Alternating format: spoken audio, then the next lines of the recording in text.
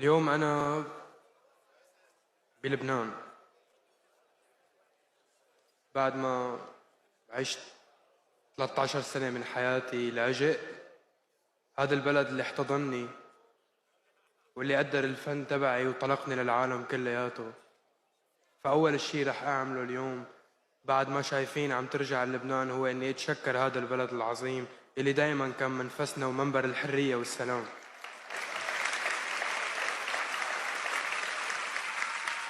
وبطريقة ما ولطالما كنت خايف من هذا الشيء اللي بينقال لي اني بمثل جيل، بس بما اني تلونت وانكب علي الحبر وكل حركة صارت بتعلم بمكان وصارت مسؤولية علي، بدي اقول لبلدي عيون الكون كله علينا، حبوا بعض، خلينا نرجع مثل ما كنا نقدم فن وحب للعالم كلياته.